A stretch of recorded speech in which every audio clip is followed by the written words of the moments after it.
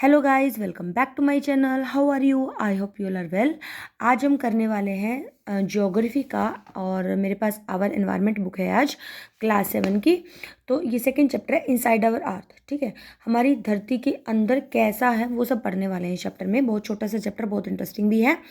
The earth our homeland is a dynamic planet. ठीक है, जो धरती है वो हमारी होमलैंड है, सबको ही पता है। ठीक है, गतिशील, डायनेमिक है तो गतिशील प्लैनेट है, और ये कॉन्स्टेंटली अंडरगोइंग चेंजेस इनसाइड और आउटसाइड। ठीक है, हमारे जो अंदर से और बाहर से लगातार चेंजेस होते आ रहे हैं। क्या आपने कभी सोचा है कि what lies in the interior, हमारे अर्थ के अंदर क्या होता है? What is the earth made up of? Earth किस चीज़ से मिलकर बनी होती है, वो सब हम पढ़ेंगे। ठीक है, देखो मैं थोड़ा क्लोज सा करके दिखाती हूँ ये डायग्राम। तो जो हमारा अर्थ का जो डायग्राम है, ठीक है, ये सेंटर पॉइंट है, इनर कोर बोलते हैं जिसको। जो ऊपर की जो परत होती है, बिल्कुल सेंटर जो ऊपर की पॉइंट होता है वो क्रस्ट होती है। ठीक है, ये अर्थ की पहली लेयर होती है, क्रस्ट। और इसी क्रस्ट पर हम लोग हैं, लिथोस्फीयर होता है यहाँ पे। तो लिथोस्फीयर पर ही हम एग्जिस्ट करते हैं, क्रस्ट। फिर उसके बाद हमारी क्या आती है? मेंटल। सेकंड क्या होती है? मेंटल। और थर्ड हमारी सेंटर पॉइंट में क्या होती है? कोर होती है। राइट। तो ये हमारे इंटीरियर इस टाइप से है। फिर अब डिटेल में करते हैं कि जस्ट लाइक अनियन, जैसे अनियन होता है तो जो अर्थ होती है वो इसी तरीके से बनी होती है, कुछ लेयर से बनी होती है, विथ एक लेयर के अंदर दूसरी लेयर, दूसरे के अंदर नेक्स्ट लेयर, ऐसे होती है। The upper most layer our the earth surface is called the crust. जो बिल्कुल अपर पार्ट होता है वो क्या होता है? क्रस्ट होता है। ठीक है, और ये कितनी किलोमीटर्स होती है? 35 किलोमीटर्स की होती है लेयर्स इसकी। और कॉन्टिनेंटल मासेस में, ठीक है, ये कितनी होती है? 5 किलोमीटर तक होती है। एक मिनट, ये कॉन्टिनेंटल, यहाँ से आपको पता चल जाएगा।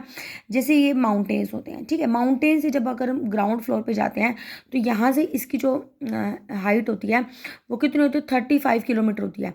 लेकिन अगर ओशन से देखें, जहाँ ओशन होते हैं, अब जहाँ ओशन है, ओशन का जो पॉइंट होगा, लास्ट पॉइंट होगा, ठीक है, तो वो भी तो क्रस्ट का आएगा ना पार्ट, वो सिर्फ 5 किलोमीटर है, जो वो है ओशन फ्लोर से। तो मेन जो मिनरल होते हैं, जो कंस्टिट्यूएंट होते हैं, वो कौन कौन से होते हैं? जो कॉन्टिनेंटल मास में क्या होते हैं?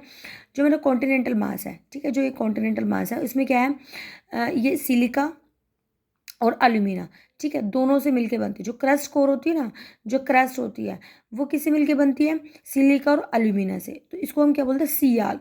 ठीक है, और जो ओशनिस्टिक क्रस्ट होती है वो मेनली किससे मिलके बनती है? सिलिका और सीमा से मिलके बनती है।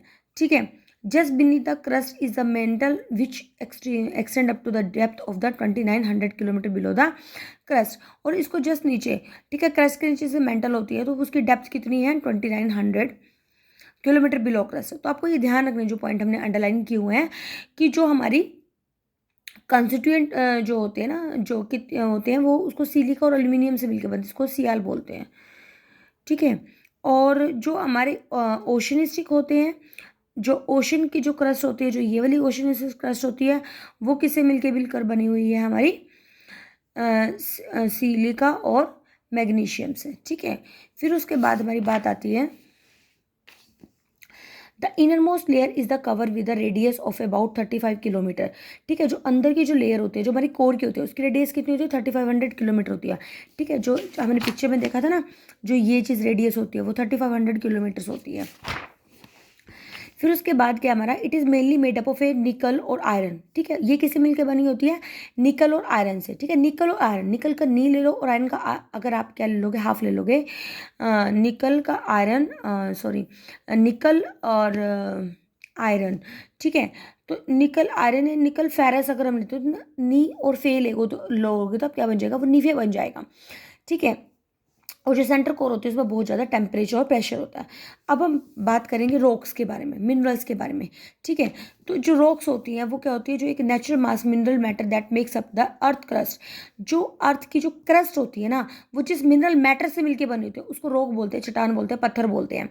ठीक है, अब 3 टाइप्स के हो गए, इग्नियस, सेडिमेंट्री और मेटामॉर्फिक। ये आपको याद रखना है, इग्नियस, सेडिमेंट्री और मेटामॉर्फिक। जो इग्नियस रॉक होती है, ठीक है, तो जो मोल्टन मैग्मा होता है ना, जैसे वोल्केनो होता है, तो वोल्केनो से क्या होता है? मोल्टन मैग्मा बाहर आता है, वो ठंडा हो जाता है, जब ठंडा होकर जम जाता है तो वो एक इग्नियस रॉक बन जाता है। ठीक है, और इग्नियस रॉक को ही प्रिमिटिव रॉक बोलते हैं। और फिर आगे इग्नियस रॉक 2 टाइप्स में होती है, इंट्रूसिव और एक्सट्रूसिव। इंट्रूसिव क्या होता है? कि जो जो मैग्मा होता है ना, बाहर निकल के जमता है तो वो इंट्रूसिव रॉक्स बना देता है, और जब अंदर ही जम जाता है तो वो एक्सट्रूसिव रॉक बनाता है। जो इंट्रूसिव जो रॉक है उसका एग्जाम्पल क्या? हमारा ग्रेनाइट। ठीक है, बेस्ट एग्जाम्पल है ग्रेनाइट का। और एक्सट्रूसिव का क्या है? बेसॉल्ट। ये जो अंडरलाइन किया हुआ वो आपको याद रखनी है चीज़ें। फिर उसके बाद हमारा क्या आता है कि जैसे रॉक्स के ना कुछ छोटे छोटे पार्टिकल्स होते हैं, उन छोटे छोटे पार्टिकल्स को हम क्या बोलते हैं, सेडिमेंट। और जो हवा से सेडिमेंट इकट्ठे हो जाते हैं तो वो सेडिमेंट्री रॉक्स बनाते हैं। ठीक है, सैंडस्टोन एक परफेक्ट एग्जाम्पल है हमारा।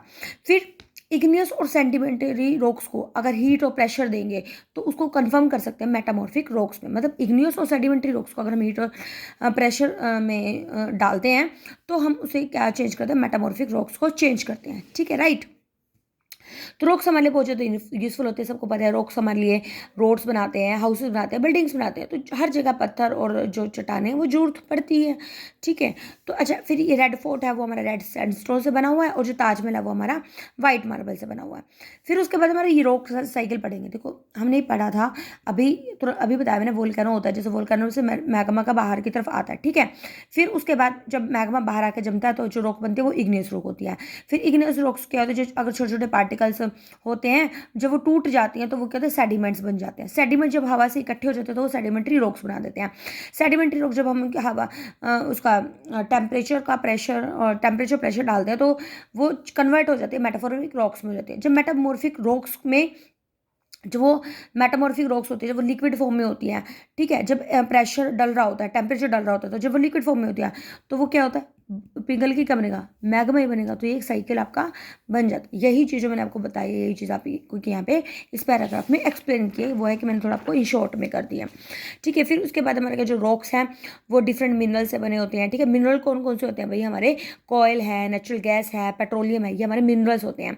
ठीक है, और ये जो इंडस्ट्री में भी यूज़ होते हैं, जो हमारी रॉक्स होती हैं, आयरन में, एल्यूमिनियम में, गोल्ड, ठीक है, यूरेनियम है, और इन मेडिसिन में भी, इन फर्टिलाइजर में, ये सब चीज़ें आपको याद रखनी है। ठीक है, आई होप ये चैप्टर आपको इंटरेस्टिंग लगा होगा। अगर लगा है तो प्लीज़ कमेंट सेक्शन में राइट करें। अगर आपको कोई डाउट है तो आप वो भी पूछ सकते हैं। ठीक है, मिलते हैं एक नई वीडियो में एक नए कंटेंट के साथ। Bye bye.